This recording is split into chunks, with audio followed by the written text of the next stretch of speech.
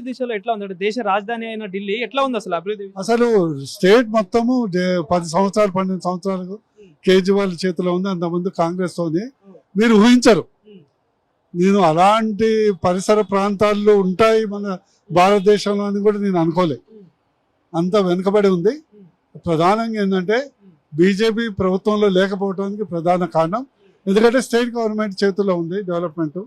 ఈరోజు ఢిల్లీ రూపురేఖలు మారుతుంది అని నేను భాష బీజేపీ గెలుపు దిశగా వెళ్తా ఉంది. ఏమై ఉండొచ్చు, కారణాలు ఏమై ఉండొచ్చు?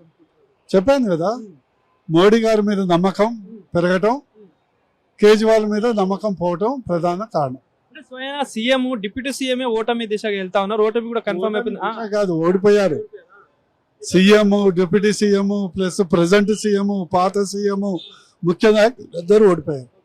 తెలంగాణలో ఉన్న మంత్రులు ముఖ్యమంత్రి స్వయాన వెళ్ళి కూడా ప్రచారం చేశారు, కాంగ్రెస్ పార్టీని అధికారం ఇస్తే మేము దగ్గరుండి అభివృద్ధి చేస్తామని చెప్పి. అలాంటి డిపాజిట్లు కూడా రాని పరిస్థితి. ఏం చెప్తారు సార్? ఎక్కడ అది ఐరన్ కదా, ఎక్కడ కాలు పెడితే అక్కడ కాంగ్రెస్ ఓడిపోతుంది. ఈరోజు హర్యానాలో పోయింది, మహారాష్ట్రలో పోయింది, ఢిల్లీలో, రేపు తెలంగాణలో కూడా అదే జరగబోతుంది.